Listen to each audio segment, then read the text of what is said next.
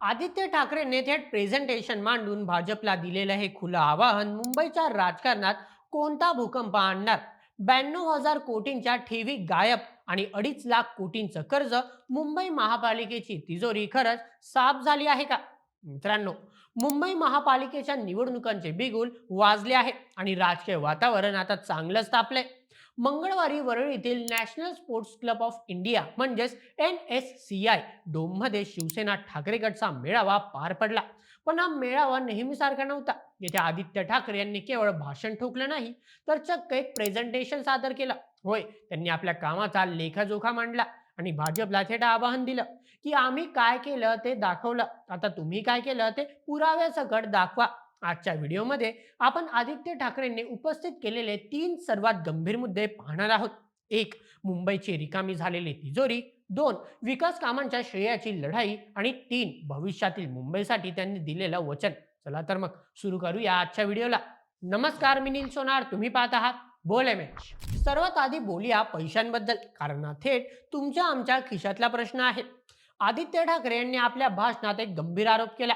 ते म्हणाले की 2022 पर्यंत जेव्हा महापालिकेत आमची सत्ता होती, तेव्हा आम्ही मुंबईकरांच्या घामाचे 92,000 कोटी रुपये मुदत ठेवींच्या स्वरूपात सुरक्षित ठेवले होते. पण गेल्या 3 वर्षात जेव्हापासून राज्यात सत्ता बदल झाला आणि प्रशासक राजवट आली, तेव्हापासून या ठेवी साफ करण्यात आल्या आहेत. आदित्य ठाकरेंनी सत्ताधाऱ्यांवर टीका करताना अॅनाकोंडा अशी उपमा वापरली. ज्यांनी सरकार पाडलं आणि जे सत्तेत आले त्यांनी मुंबईची तिजोरी रिकामी केली, असा त्यांचा थेट आरोप आहे. इतकंच नाही, तर मुंबईवर सध्या 2.5 लाख कोटी रुपयांचे कर्ज असल्याचा दावाही त्यांनी केला आहे.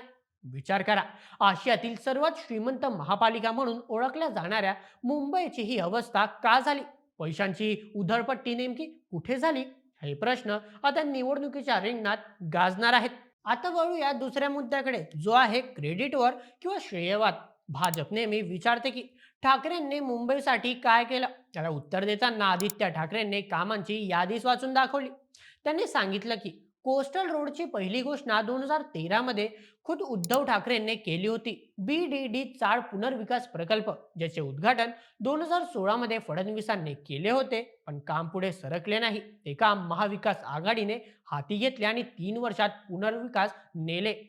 शिवाय वरळी शिवडी कनेक्टर असो किंवा अटल सेतू, ही कामं आपल्या काळात 80% अधिक पूर्ण झाली होती, असा दावा आदित्य ठाकरेंनी केला आहे.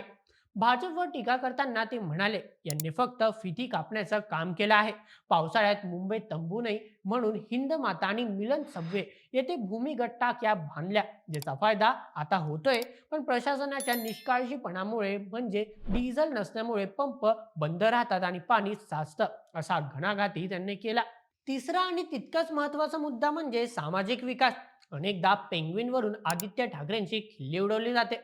त्याला उत्तर देताना ते म्हणाले की पेंग्विनमुळे महापालिकेला 2023 मध्ये तब्बल 123 कोटी रुपयांचा महसूल मिळाला आहे. शिक्षणाबद्दल बोलायचं झालं तर मुंबई पब्लिक स्कूलमध्ये डिजिटल क्रांती आणण्याचा दावा त्यांनी केला. 2500 डिजिटल क्लासरूम, 3 लाख विद्यार्थी आणि 1,000 नवीन शाळा सुरू केल्याचं त्यांनी सांगितलं.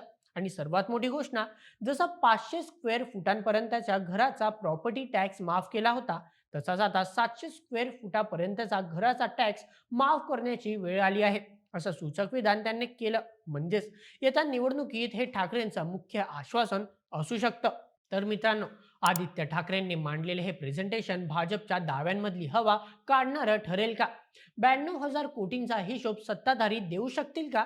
आणि 700 स्क्वेअर फुटांच्या कर्जमाफीचं आश्वासन मतदारांना आकर्षित करेल का? तुम्हाला काय वाटतं? मुंबईचा विकास नक्की कोणाच्या काळात झाला? तुमचं मत आम्हाला कमेंटमध्ये नक्की कळवा आणि अशाच व्हिडिओसाठी सबस्क्राईब करा बोल एमएच आपल्या युट्यूब चॅनलला. धन्यवाद.